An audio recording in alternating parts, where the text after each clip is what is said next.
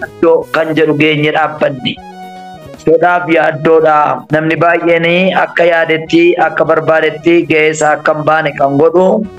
Inni guddaan sodaadha. Inni lammaffaan immoo yaaddoodha. Inni meeqaadhanneetu sodaaf yaaddoo isa jedhu kana hiika isaa ilaallee kan itti aanu itti fufna. Bara baraan maqaan kee haa kabajamu. Jechi garaa keenya dhugaan sun gidduu keenya jira. Si malee dhaabbachuu, si malee hiikkachuu, si malee dhiphina irraanfachuu hin dandeenyu. Ati waaqa keenya isa dhugaa, waaqa keenya isa sirriidha. Harki kee jaalalaa, barruun kee amanamaan sun ammarraatti nu baateera. Ayyaana kee ammarraatti nu baatee, sagalee kee ammarraatti nu baatee, ergaa kee ammarraatti baatee asin nu ga'eef si haa galatu siin jechaa. Yeroo kana dhalooti kun hiika barbaacha, furmaata barbaacha dura kee jira. Ol waaqarraa dhuftee gidduu keenyatti dubbii kee dubbachuun fedhaaf jaalala kee haa ta'u. Ergamoon duraaf seetanaa maqaa Yesuusin lafa na gadhiisee haa godaanu. Ayyaanni kun nuuf ergi. Maqaa Yesuusin ameen. Ameen. Kan nuti kaasnee dhaabbanne waa'ee sodaaf yaaddoo geenyerraa waamichaaf jijjiirama kan jedhu keessatti Efesoon boqonnaa 1 lakkoofsa 3 kaasnee amma 5tti kan jiru. Hafuurri isaa akkasumatti badhaadhaan nama godhaa. Hafuura isaa nu filatee, hafuura isaatu adda nu baasee, hafuura isaatu ilmaan godhee nu lakkaa'ee, hafuura isaatiin ilmaan taanee lakkaa'amuudhaan immoo aboo gurguddaa 3 argannee tuqanii banachuu, barbaadanii argachuu, gaafatanii fudhachuu, sanaaf kan kana fakkaatan ilaallee bira. Seera waamichaa keessatti nama kallattii dhabee, nama abdii dhabee, dubartii Samaariyaa Yesuus waamicha akka isheedhaaf godhe. Waamichi utuu warra Yerusaalemiif hedduu laga seenineenneef lafa seenineenneef haala seenineenneef keessatti akka isheedhaaf dhufe. Sana keessatti siseen immoo waamamuu isheetiif wanti gurguddaan ja'a akka ta'edha. Nuyi as kan jirru dhiirri dubartiin dhufuuf deebi'uuf gooftaa Yesuus eegaa akka jirru Yesuus lafa neenneef laga neenneef yeroo neennetti dhufa. Utuu lama ta'anii daakanii tokko keessaa fudhatama, utuu lama ta'anii qotanii tokko keessaa fudhatama jedha waan ta'eef yeroo hin beekamnetti akka gooftaan deebi'ee dhufu. Inni lammaffaan kan nuti achi jalatti ilaallee turre Yesuus hin dubbata. Iseen bishaan barbaacha lagarti bartooti midhaan barbaacha gama jiru midhaan gama kaa'e bishaan gama naqaa Yesuus gidduu dhaabbate akka dubbatu. Inni sadaffaan utuu isheen boollarra jirtu akka itti dubbate. Inni arfaffaan guyyaa saafaadhaan akka itti dubbate. Inni shanaffaan haala rakkisaa 3 keessatti rakkoo koominiitii, rakkoo gaa'ilaa, rakkoo waaqeffannaa isheen qabdu keessatti akka dhufee furmaata laate. Inni ja'affaan maaliif barbaada kan jiruuf hojiif akka inni barbaadu bal'ifnee ilaalle. Isa jalattis waamicha isaa keessatti yeroo dheeraadhaaf waan baay'eedhaan aarsaa kaffalee keessa kan ba'e waa'ee Yoosef kaafneerra. Yoosefis wantoota baay'eedhaan aarsaa kaffalee si'a 2 qullaa dhaabbatee si'a 2 muuffatee obbolooti isaa warri isa gurguranii qodaa duwwaa baatanii akka balbala isaa dhaabbatan oolee bulee Waaqayyo akka seenaa isaa jijjiiree wantoota tokko isa jalattis ilaalle. Akkasumas immoo waa'ee Biiniyaam kaafneerra. Biiniyaam waamicha isaa keessatti akka jaraaf qalqalloon guuttanne garuu kan Biiniyaam kennaa qaba. Namoonni baay'een jireenya isaanii keessatti waan namni guuttachuu qabu guuttataniiru. Nummoo isaan guuttatan hin guuttanne garuu ayyaanichumaan guutamne, humnichumaan guutamne. Nutu qabu nutu gammada. Isaantu qaba isaantu dhiphata. Sababi isaa maaliif yoo inni Kiristoosin uffadhaadha waan ta'eef Kiristoos isa caalu kan uffanneerra. Inni nuyi uffanne kuni wanta gaarii hundumaa nu qabaachisa. Isa amma wanta gaarii nu qabaachisu kana wajjiniidha kan jirru. Harki isaa kun immoo yeroo kamitti iyyuu anaaf isiniifi jireenya keenyaaf hafuura keenyaaf waan gaarii hundumaa qabaanne akka jiraannu barbaada. Kanaaf Waaqayyoof galanna ta'u isa kana bal'isnee ilaalleera. Egaa kana keessatti waa'ee sodaa kaafnee turre. Sodaaf yaaddoo namooti baay'een akka waamicha isaanii hin baane kan godhu sodaaf yaaddoodha. Dhimma sodaaf yaaddoo jalatti waan tokko isinii kaaseen ture. Egaani sodaani madda cubbuuti. Addaam takkaanan sodaadhe hin beeku. Garuu guyyaa tokkitti nan sodaadhe. Guyyicha maaltu ta'e yoo naan jettan cubbuu hojjete. Cubbuu hojjetee sokossaa miilla baasaati sodaati. Namni tokko dhaqii qodaa tokko fidi yoo jedhan mucaan tokko yoo ka'ee dhaqee shiinii cabsee shiinii 10 fidii jettee yoo ergite tokko keessaa yoo cabse utuu warra ergeen arginu ofiin baqatee bada. Addaamis ofiin baqate Waaqayyoon duraa. Dhalooti gaafa yakka lagu sodaataa ta'a. Nama sodaatu dudduuba rakkinni tokko jira. In sodaate Addaamin baqatee jannata keessaa gara ba'aa biiftutti godaane. Ergaa seexanaa fudhachuudhaan dogoggoran jarri kun. Har'ayyuu ergaan seexanaa waaqarraa gara baalaatti nama geessa. Innaa ergaa Waaqayyoo fudhannee fuula isaatti akka deebinu nu haa gargaaru. Isa kana gaafa kam amala ergaa seexanaan gaggabaabsee isinitti hima. ergaan seetanaa yeroo hundumaa nyaatarraa jalqaba. Na ergaan seetanaa nyaatarraa jalqaba gaafa jennu Addaamiin gaafa arge seetanni kutaa nyaadhaa waaqa taatu jedhe garuu waaqa ta'an. Lammaffaa ergaan seetanaa yeroo hundumaa gara waaqaati gara baalaatti guddisu. Inni sadaffaan amallee ergaa seetanaa dalga guddisu. Achumaan jannataa ba'anii gara ba'a biiftuutti godaanan. Inni arfaffaan ergaan seetanaa qullaa namaa akka ilaaltu godha malee hir'ina kee akka argitu hin godhu. Egaa na ta'u Addaamfaa inni kun miidheera. Uumama 3:7 irratti Addaam si sodaadheen si dhokadheedhi. Arraba Addaam maalirra dhaabbate sodaa dubbate cubbuutti kufuusaa booddee sodaa dubbate. Macaafa qulqulluu kana Luqaas 2 irratti garuu Iyesuus hin dhalate. Gaafa dhalatu hin sodaatina qodaa horiin keessaa nyaatu keessa jira. Sanyii Daawit keessaa idda Daawit keessaa tikseen isiniif dhibeera isiniif dhalateera hin sodaatinaa. Addaam inni jalqabaa jannataa bahee nan sodaadheedhe. Addaam inni lammaffaan garuu hin sodaatinaa mucichi dhalateera qodaa horiin keessaa nyaattu keessa raadhe. Addaam gaafa jannataa saba baasu ija mukaa kuti mukaan balaan dhufe. Yesuus immoo saba jireenyatti deebisuudhaaf gaafa dhufu muka horiin irraa nyaattu irratti dhalate. Inni nama salphisuus karaa mukichaa dhufe inni nama ulfeessuus mukicha irratti dhalatee dhufe. Dhumarrattis muka irratti fannifamee dhimma keenya fide. Seexanni inni nama salphisu karaa dubartii Maariyaam jedhamtuu waan jedhamtu dhufe. Yesuus inni nama ulfeessu immoo karaa dubartii Maariyaam jedhamtu dhufe. Inni kan nama baasuus karaa dubartii dhufe inni ol nama deebisuus karaa dubartii dhufe Yesuus tokko tokkoon cufe. Seexanni bofa fakkaatee dhumnaa Yesuus nama fakkaatee dhufe. Herregi kun Yesuusiin cufameera. Kanaaf hin sodaatinaa gooftaan. Inni biraan hin sodaatinaa isa jedhu kana yeroo kaamu namni maaliif sodaata? Conversation yeroo jennu nama bira of qabdee sodaata. Akkiti itti sodaattu aniif abaluu wajjin guddan hiire innoo fooqii qaba anoo kootiin qaba. Innoo har'a nama guddaadha. Innoo PhD barate innoo doktariidha anoo gabareedha. Ila wayin sittima. Kaapteniin doonii oofu beeke gindiinu.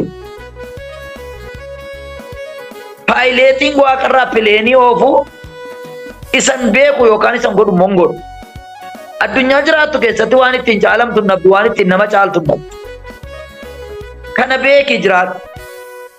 Lammaffaa lafi bool qixxeen mootummaa Waaqayyoo duwwaan nuu kakatame. Addunyaan lafarraa kun abbaa barbaadde ol fuutee abbaa barbaadde gadi buusti. Dhalli namaa kamiyyuu immoo gooftaan gaafa dubbatu ana alfaaf omeegaa dhadhe. Waa'ee xiqqaafaa, waa'ee qiqqaafaa, waa'ee piiphaafaa, waa'ee isa gidduu naasofne Waaqayyo. Isaaf attam isa jedhuufi isaaf Waaqayyo Elshadaay akka godhe godheesi jiraachisu. Kanaaf immoo isa jalqabaaf isa dhumaati Waaqayyo. Nama jalqabaaf dhumisaa tokko kana nu hubadhaa. Jalqabiif dhumi dhala namaa tokko gadameessa iddoo dhokataadhaa dhuftaa waaqarra iddoo dhokataadhaatti tokko waan ta'eef. Dhalli namaa kamiyyuu gaafa dhalatu mucaadhaan baatamaa. Dhalli namaa kamiyyuu gaafa du'u reeffaan baatamaa. Namoof jajji malee dhaqaaf gallisheeyyuu ba'aadha.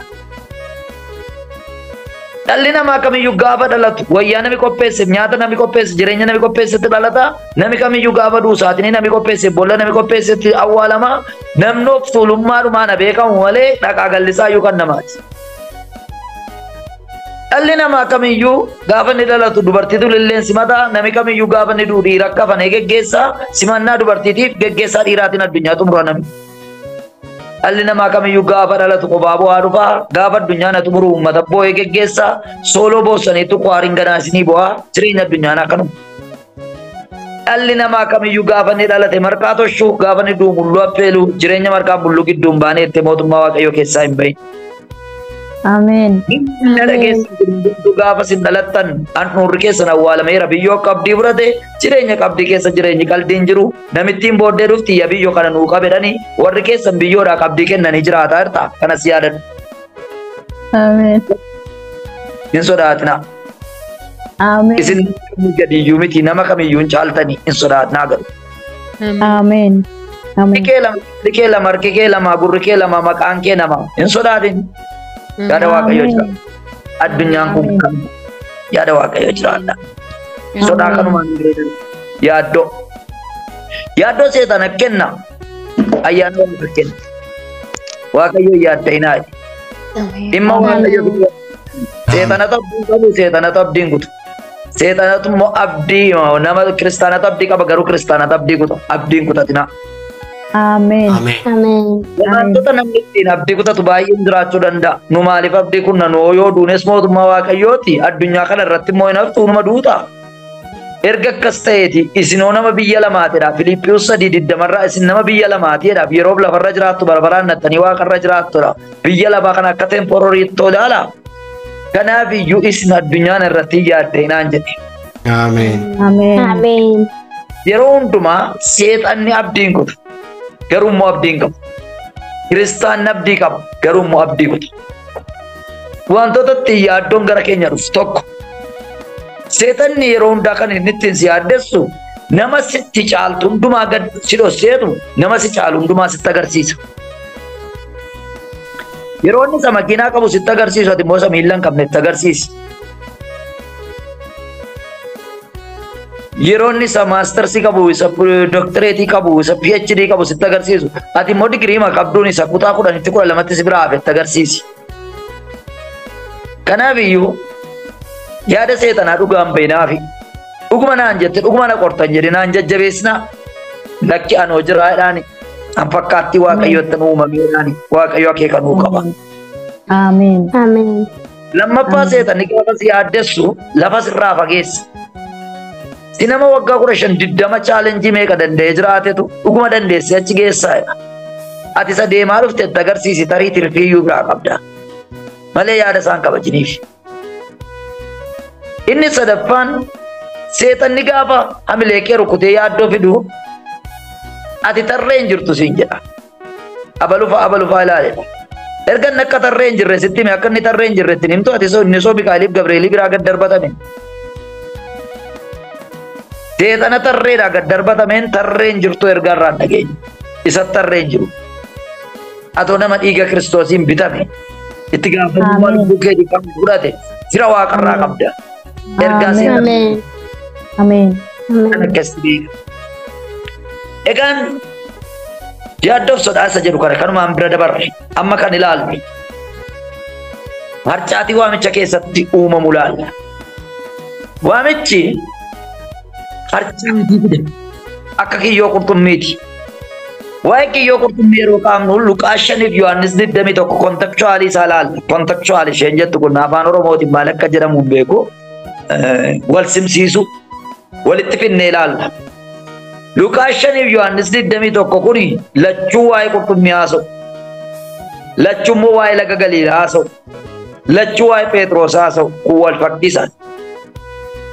Maal saatiin adda addaree yoo jettan Luqaas 5 du'a Kiristoos duraa Yohaannis 21 garuu du'aa ka'uu Kiristoos booddeedha. Inni biraan Luqaas 5 qurxummii danuu qabame amma kiyyoon tarsa'uu ga'uttedha. Isa uree yaa'ututti namni.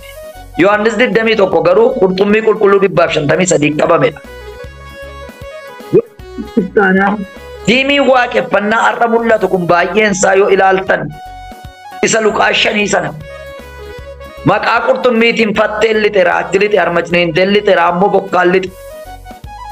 Gaafa keessa ga'anii barsiifamu wanti hundumtuu wanti inni ilaallatu qurxummiiti. An akkan qurxummii eegaaree dheeyaat fatteen karaa tokko uree bahe raachi karaa tokko uree bahe isa cabsee yaa'ututti nabe. Waamichi harcaasaa deema fudhataa deema baasaa deema. Kanaafi har'as taanaan nu Luqaas 5 irra jirra laa. Abalot tamitti akka na godhee abaluu ishee akkasiitu isin wajjin waaqeffataa abaluu ishee akkasiitu isin gidduu jira kanaaf waaqayyo waan jiru natti hin fakkaatu warri jettan namichi cubbamaan isin beektan suni jira waaqayyo jira. Maaliif yoo jedhu Luqaas 5 irra jirra waan. Gidduu jiru waaqayyo hin jiru hin jedhamu waaqayyo sinuma cubbamootaaf dhufe. Gaaf tokko galgala shakki jira Phexros gantuun jira Yihuudaa hattuun jira Yesuusis maaddii irra jira. Garuu yeroo Yesuus Kiristoos du'ee du'aa ka'ee Yihuudaan uffanniseera Phexros qalbii jijjiir gombisaan afannisaa jedhee Toomaas qalbii jijjiirrate yeroo ilmi waaqayyoo mul'atu wal gashe.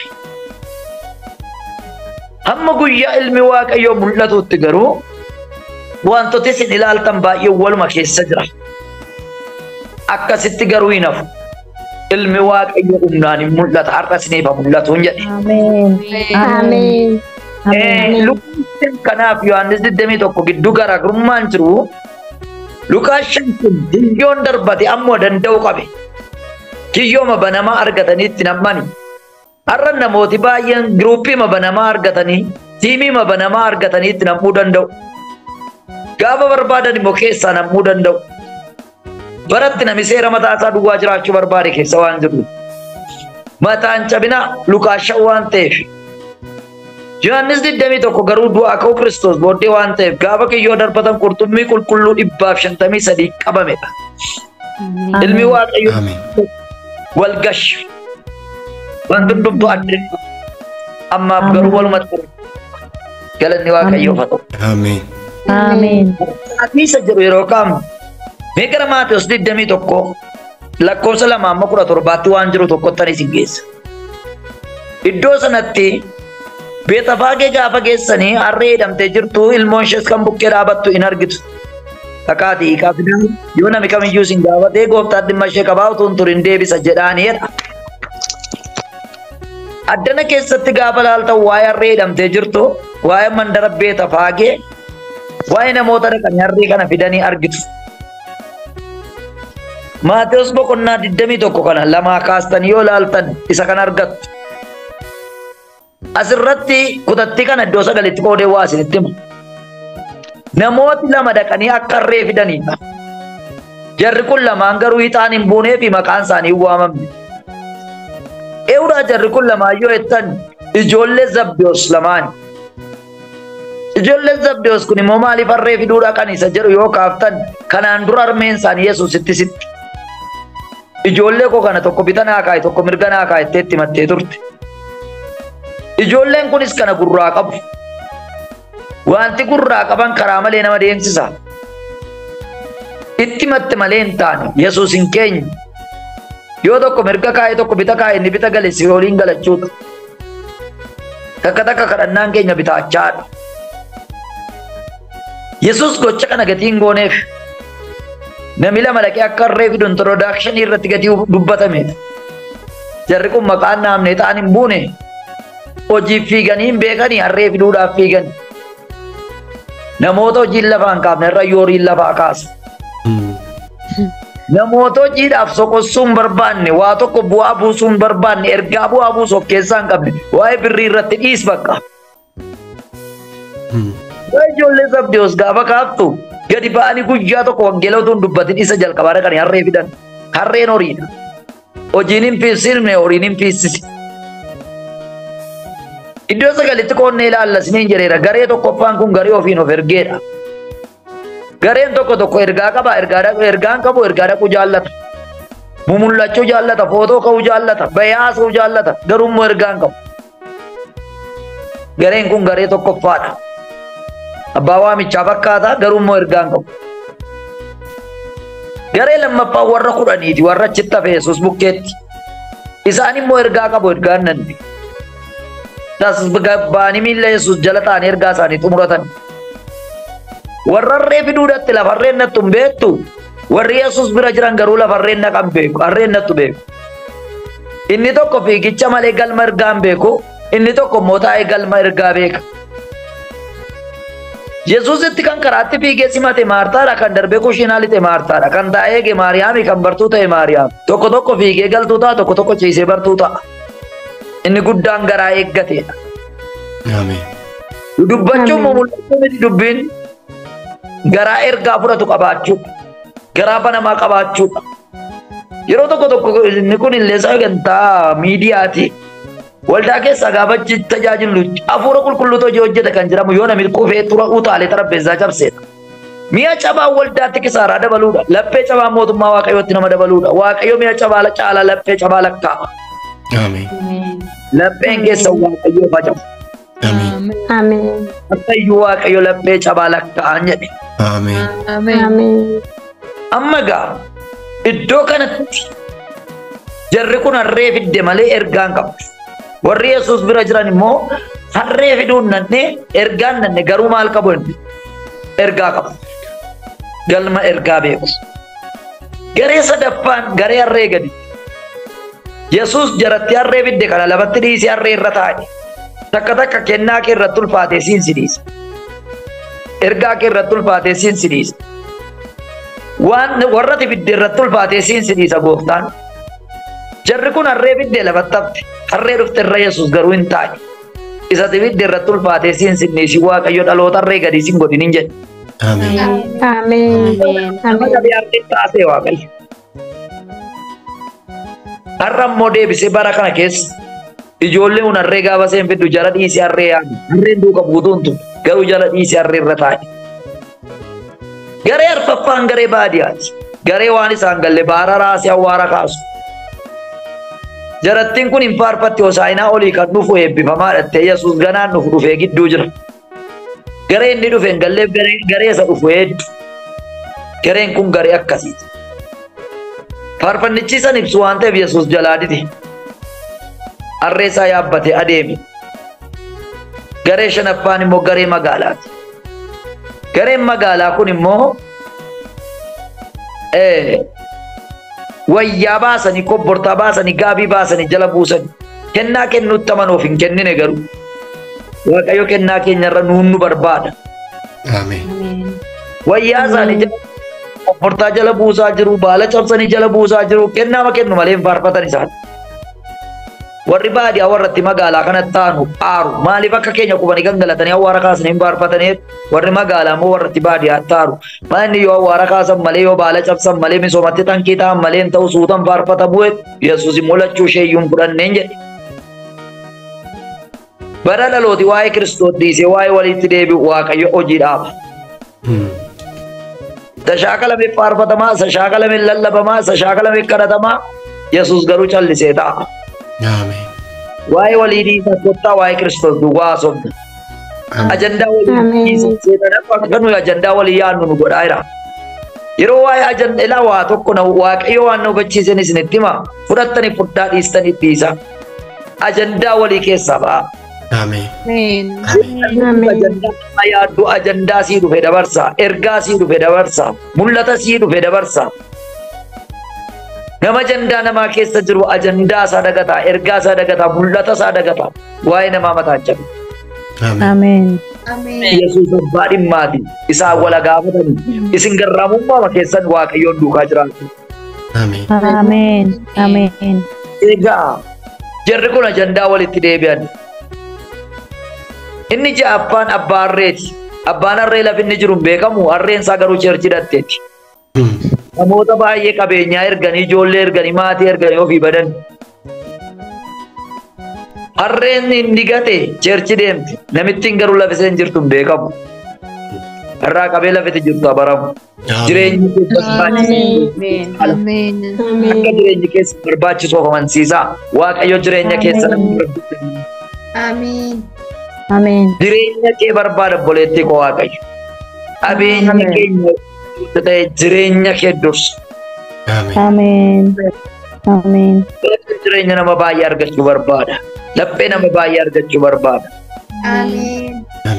Abbaan inni torbaffaan namitti harree hiiteedha. Namittiin harree hiite lafa isheen jirtu hin beekamu Yesuusii keerratti ulfaateedha. Namooti baay'ee keessan hidhame, namooti dhugaan keessan hidhame, namooti qabeenyaan keessan jal'ina namootaatiin hidhame, namooti eebbi keessan hidhame, misraachu inni keessirratti ulfaatu dhufeera. Ameen. Caasaa siiti jalaan si baasinaan jedhe Waaqayyo. Haqa kee hidhameen falmanaan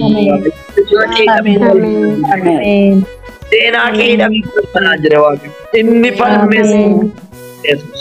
Ameen. Ameen. Maaltu isin jalaa hidhame? Abjuu hidhamettan dhufanaan jedhe. Sadarkaa hidhamettan dhufanaan jedhe. Ameen. Ameen. Yesuus Kiristoos manaaf ba'eera. Ameen. Hiikee irratti ulfaateera. Harree kana gaafa finyoo seetti hiike. Hidhaama ishee wajjin irra taa'ee gara cheerchi deeme. Hidhaa qabdaa gooftaa qabda. Gooftaan sirrara, ayyaanni sirrara, mul'ati sirrara, faarfannaan sirrara garuu hidhamtee jirti. Dhiis galma isaa ga'e sirraa hiikaa gooftaan. Ameen. Ameen. Hidhaas baatte gooftaas baatte marreen. Finyoo isheetti qofoo isheetti hiikamte malee miilla isheetti ni qabne finyoon. Maaliif beektaa lafa dhaqee itti hiikamu qaba. Ameen. Mootii ulfinaa kana baattee dhufte gaafa isheen balbala mana qulqullummaa geessu. Yesus miilla isheetti hiikkate alangaa godhee tolfate. Ulaagaan ibsaasaan irratti siidaan kun galagalee gaaf tokko alangaa jalloota. Ameen. Ameen. Gaafa ministirii dubbistan namittiin harree kana hiite warra mana qulqullummaa keessa nan sagadadee nagade gidduu jirti. Nami baay'een caasaaf ulaagaan jirreen siidee humna kee fayyadamuu danda'a, sammuu kee fayyadamuu danda'a, baajata kee fayyadamuu danda'a.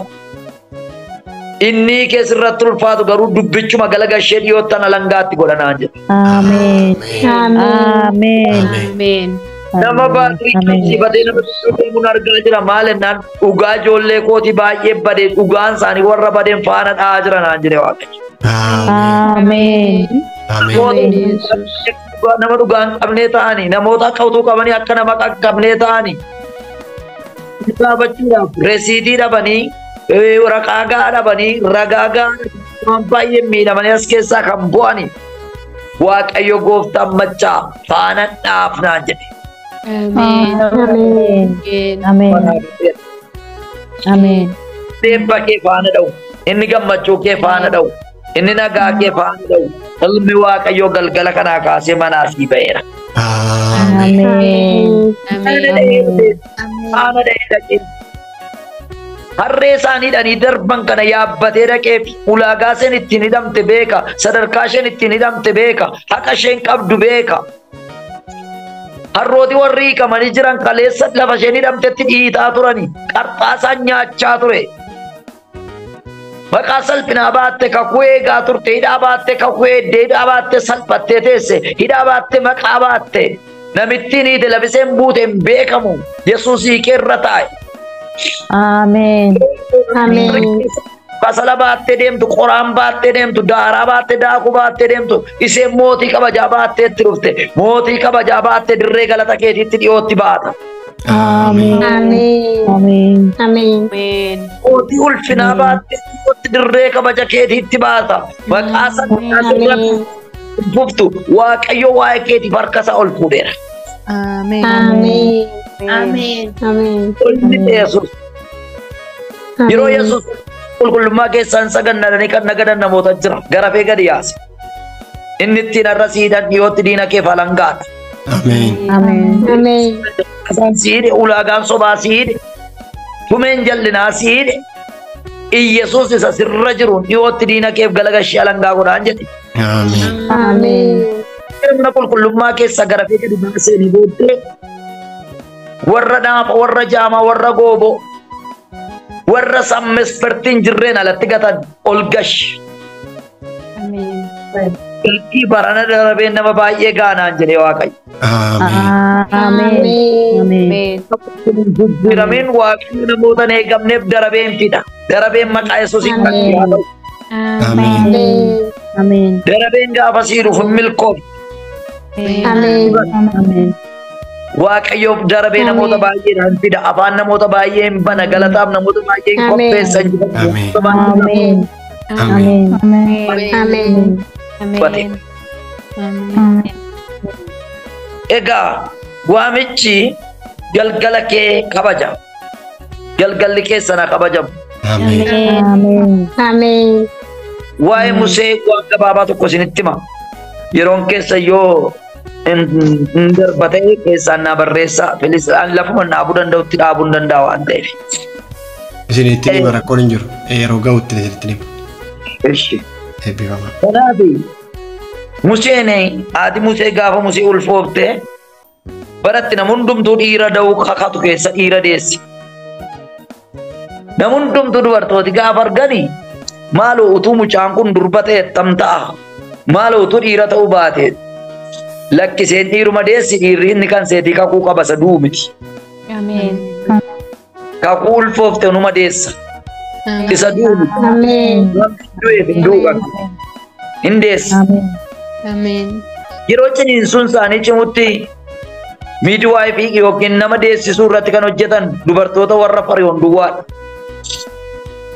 qomoon Museefaa keessaa ulfaanii yoo dhufan mucaan isaanii dhiira taanaan ajjeesaa jedhaniitti himan. Dubartoota akka jedhanii deebii kennan latti isaanoo gara keenyan dhufanii ciniinsuun isaanii baay'ee salphata Waaqayyoon kadhatodhan. Inni ammarraatti siin morme barana dhugaa sii ba'a. Amen. Amen. Isaaniin Waaqayyotu gargaara. Isaaniin Waaqayyotu wajjin jira. Hin kadhatu. Waan kadhataniif immoo nagaamatti da'u. Akka kan keenya ciniinsuun isaanii hin cimu. Maalitti jirtu warri kaleessa siin jedhan? As keessa namooti maatii keessan sodaataa waaqeffattan jirtu. Lafa hojjettan sodaataa waaqeffattan jirtu. Birrachaa waaqeffattan jirtu. Jaallatee miti amma Yesuusumatu sirraan of mul'isu. Amen. Amen. Amen. Irraan of mul'isi. Amen. Kootaali Museen hin dhalate. Gaafa dhalatu laga geessitee dhossite. Ijoolleen dhiiraa bara sana manaa fuudhamanii qalamu Museen lagatti du'a oole. Amen. Bara faarfannaan Israa'elootaa nama jibbisiise keessa boo'ichi Museen tala Fariyoonitti tole. Bara faarfannaan urraa calliseedhaan boo'icha keetiin si kabaja Waaqayyo. Amen. Amen. Amen. Wal harkaa safuu gatee lagatti akka dhiqattu godhe. Laga dattee dhiqattee sagalee Museetutti tole. Fidaamee mucichatte hin fidan. Eewutu harma hoosisee naa guddisatte gaafatte. Gaafa nama isheen nama harma hoosisu gaafattu loltooti dhaqanii gaafa fidan harmee Musee fidan. Harmeen Musee utuu biyyi nagaa ta'e iyyuu tola hoosifti gaafas mindaadhaan qaxaramte hoosisti. Museen tattammeessa mindaadhaan qaxarsiisedha. Gola diina keetii baajata qaba Waaqayyo. Amen. Amen. Amen. Waaqayyo qabama Waaqayyo hojjetu qaba. Gola warras jibbanii, gola warra Kiristoosiin sirratti jibbanii, gola warra mormanii Waaqayyo Waaqni machaa baajata addaa qaban jedhe. Amen. Omoodhuma warra sanyii Museefaa jibbanii Museefaa fixantu aannan kiraayii fuudhee Museedha. Harmee Musee qaxaraniif Museen gola isaanii keessatti qallabamee guddate. Amen. Gola jalloota keetii irratti diinota kee irratti si guddisa Waaqayyo. Amen. Rakkoo Yesuusiin nama maneef ergaan kun hojjetu. Amen. Amen. Museen hin guddate ga'eessa ta'e. Amen. Galgala isaa hin kabaje Waaqayyo. Amen. Museen garaatti of hin ganne. Dargaggeessa tokko qomoo isaa arrabse. Aaree rukutee ajjeesee shawwaa jala dhosse. Nafsa ajjeesaan immoo hawaasa gidduu waan hin teenyeef hin ari'atame. Oolaa biyyuu sana tulluu jala tisse. Ala nagaa faallaa kakuu isaatiitu itti dhufe. Kan Museef kakatamu Kana'aanii kan inni jirru tulluu jala. Museen galmee hin beeku, galmeen Musee hin beeku. Gootiin hin galmeessu, inni gootiin hin galmeessu. Hiriyaan Musee ulee duwwaadha. Jiingeedha naara. Yoo nama aarse rukuta, yoo nama olaanaa aarsite rukuta. Abiddi tulluurra jira. Museef abiddi garuu wal hin argine waggaa 40. Guyyaa tokko garuu harki Waaqayyo abidda keessaan Musee waame. Amen. Rakkinumti inni keessa jiru abidda sanaa gadi miti waan ta'eef Museen gara abiddichaatti fiige. Yeroo inni fiigaa dhufu Museen nan saba koo Gibxii naa baase. Amen. Geedhaadhe Museen. Anamma ammaatti nama danda'e kana godhu mite. Isa dhiisii kophee kee baase. Kophee salphinaa amma uffattu, wayyaa salphinaa amma uffattu, maqaa salphinaa amma baatte sirraa baasa Waaqayyo. Amen. Amen. Amen. Kophee iddoo zarii keetiis hin jiraachifne, kophee tulluu rakkinaa jala si naannesse, kophee suphee salphinaa jala si naannesse sirraa yaasa Waaqayyo. Ameen. Amen. Ulee kee lafa buuse. Waggaa 40 guutuu uleedha seetti hirkate, uleedha see gateetti irra keeyate, uleedha see bobaa jala dhaabbate, lakkaa boofatu harka ture. Nama seetee kan itti gidduu jiraattu marziidha bofa, gidduudhaa si baasa Waaqayyo. Amen. Amen. Ulee Musee kana keessaa bofa baasee ulee godhee itti deebise Waaqayyo. Amen. Waaqayyo isa si rakkise kan, isa si addesse kan argeera. Hirmii keessaa si baasa Waaqayyo gooftaan machaan jedha. Amen. Amen. Ulee godhee gaafa inni Museetti deebisu. Museedhaan Waaqayyo ansi wajjinan jira. An nama dadhabaa dha Museen. Anasi wajjin jira. Jabaa kophaa jiru irra dadhabaa Waaqayyo irra bira jiru cimaadha. Nama kun fuudhee boojuu jalaa ba'e. Ameen. Uleen kaleessa nama jeesu malee waan beekne galaaneruu jalqabde kattaa keessaa bishaan baasuu jalqabde. Ameen. Maqaa maatii keessii kennan jijjiireera gooftaan situn beeku malee. Ameen. Situn beeku malee. Ameen. Baasee kumarraa hin gaasiin jedheera Waaqayyo. Ameen. Ulee tokkitti fayyadamee Waaqayyo saba Gibxii baaseera. Ameen. Namoota baay'ee bakka isaanii neenne nayyaa sanaan jedha. Tola tolle jalaa baase Waaqayyo Musee. Ameen. Waaqa si Waaqa Yaaqoobtu si waamaa deeni. Yaaqoobii kun immoo abbaa Biiniyaam fa'i. Museen immoo sanyii Biiniyaam. Eessuma nagaa kayyuu koo beeku jedhe Museen. Inni hidda kee beeku, inni sanyii kee beeku, inni qomoo kee beeku Yesuus si waamaa jira. Ameen. Ameen. Bakka ati jirtu keessaan si baasanaan jedhe. Ameen. Haala ati jirtu keessaan si baasanaan jedhe. Ameen. Galma sii qaba Waaqa. Kallattii sii qaba Waaqa. Carraa sii qaba Waaqa. Gola diina keetiitti si baasa. Ameen. Waamichi ilaalamuu booda. Erga ilaalamtee garuu waan taaraan hin ta'a. Ameen. Lukaas boqonnaa 8:24 irratti gaaf tokko bubbeen ka'e. Yesuus utuu bubbeen hin ka'in kadhate. Bartooti immoo bubbee ka'e arganii kadhatan. Ilaana hubadhaa. Namni yeroo nagaa kadhatu yeroo bubbeen ka'u tasgabbaa'ee rafa. Namni yerootti nagaa rafu immoo yeroo bubbeen ka'u wata. Yesuus yeroo nagaa waan kadhateef gaafa bubbeen ka'u tazinaannee rafe. Bartooti immoo yeroo nagaa rafaa waan turaniif gaafa bubbeen ka'u dhumuuf jedhanii iyyan. Kanaaf jecha gooftaan qoramsatti akka hin galleef kadhadhaa jedha. Gaafa qoramsa hin kadhatu miti hin dhiphatu malee gaafa nagaa kadhadhaa. Ameen. Gaafa nagaa gaafa kadhattan gaafa qoramsaa Waaqayyo sin gargaara. Yeroo bartooti kun watan Yesuus duukaa watanne maaliif yoo jettee bubbee kana Yesuus ispinaal koordiif sirbireemii isaarra ejjeteera. Ameen. Lafee dugdaa rakkina keetirra ejjetee jira Yesuus. Ameen. Wantoonni gadi socho'uu hin dandeenye immoo hin boqoqe. Bubbeen kun rakkatee naan boqoqe. Boqoquu nama reeffaati. Phexros warra wajjin Yesuus dhumuuf jennani nama kadhatee sii dammaqsu sii fakaasu Waaqayyo. Ameen. Lafee dugdaa isheetiif bubbee kana sammuu ishee irra waan ejjetee jiru tasgabbaa itti jedhe. Rakkina gola keetiis tasgabbeessa Waaqayyo.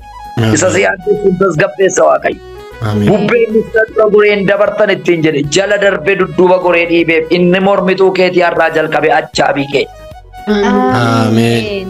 Inni eebba kee mormee dura kee gore dudduuba kee gore ajaabii keeti. Bubbeen kun dura goree doonii dhiibeef dura goree ceesiseef duuba goree gargaareen hammaa kaasee nama baay'eedhaaf inni isaan yaaddessu ajaabii isaatii ta'anaan jedhe Waaqayyo. Ameen. Mormitoota kee ajaabii kee godhanaan jedhe. Mormitoota kee deeggartoota kee godhanaan jedhe. Mormitoota kee cubanii jiran dudduuba kee godhanii ajaabii kee ta'anii si ceesu. Inni mormitoota kee ajaabii kee godharti Waaqayyo ol ka'eera. Ameen. Kanaaf hin ilaalaman. Hin dammaqfatan harka Waaqayyo. Ameen. Yesuus seeratti hin lakkoofne sila eessa turtan ittiin hin jenne meerree amantiin keessa. Utuman isin gidduu jiru raafamtu.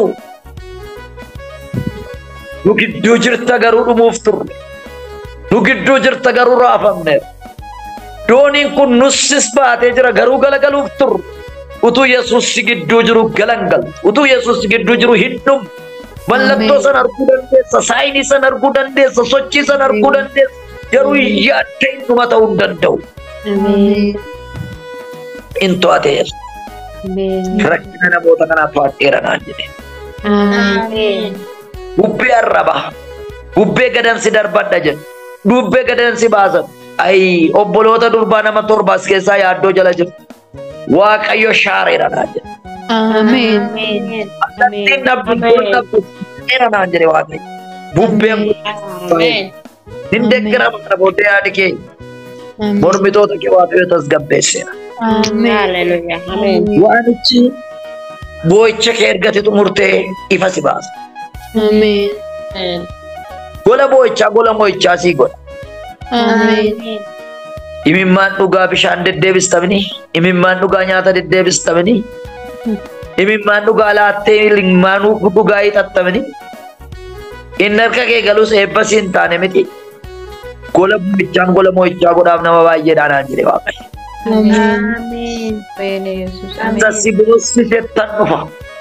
Amen. Gola moo'icha kee godha. Amen. Godaannisa salphinaan sirraa kaasa. Amen. Golli boo'ichaa gola moo'ichaa sii ta'a maqaa Yesuusiin. Amen. Amen. Gaaf tokko mucaa hiyyeessaa du'e. Warri boolla qotan lafa boollaa jiru. Warri dhagaa guuran dhagaa guuraa jiru. Warri reeffa baatan immoo reeffa baatanii deemaa jiru. Haati hiyyeessaa gurru awwaaleen galottee boo'aa jirti. Hunduu dhumeera. Kafanameera. Boolli qotameera. Dhagaan guurameera. Boossistuun boossisaa jirti. Haati mucaa garuu ammayyuu mucaa jiraatu jirti. Amen. Ana awwaaleen galotte. Hin boossi. Iyesus Kristos miillaan ka'e Qifirnaahomdhaa. Amen. Tiraafikii salphinaa ta'e karaarra dhaabbate. Gadi buusaa inni. Amen. Iyesus galgala kana tiraafikii salphina keetii ta'e harka isaa diriirse. Amen. Amen. Alaabaa salphina keetii gadi buusuudhaaf harka isaa ol kaaseera. Amen. Fannifame kun alaabaa salphina dhala isheetiiti. Ola deemaa ishee fannisanii deemaa jiru. Yanama ola deemaan seenaa kee fannifame. Yanama ola deemaan dhugaa kee fannifame. Alaabaan maqaa kee maqaa salphinaatiin yanama rarra'ee ilmi Waaqayyoo gadi buusaa jechuudhaaf manaa sii ba'eera. Amen. Amen. Ispeeshaalisti reeffaa ta'e reeffa isaan baatanii deeman. Boolla qopheessaniif dhagaa qopheessaniif kafana qopheessaniif isa qopheeffameef lafatti hambise gidduu galeera. Amen. Waa'ee keetiif isa qophaa'e Yesuus gidduu galeera. Isa badiisa keef qophaa'e isa yelloo keef qophaa'e leenci Yihudaa Iyeesus Kiristoos daqiiqaa kanaa qabee gidduu galeera. Amen. Gadi buusaa itti jedhee gadi bu'u alaabaan salphina keetii nama maneef ergaan kun hojjetu maqaa Yesuusiin gadi bu'u alaabaan ola deeman seenaa keetii gadi bu'u ola deeman maqaa keetii warri fannisanii deeman gadi buusaa jedheera Yesuus gadi buusi'a. Amen. Gaafa isaan gadi buusan ka'ii galii dargaggeessaa jedhe. Amen. Reeffadhanii baatu maqaa dargaggeessa jedhu waame. Hafuurri qulqulluun maqaa salphinaan isinirraa kaasanaa jedhe.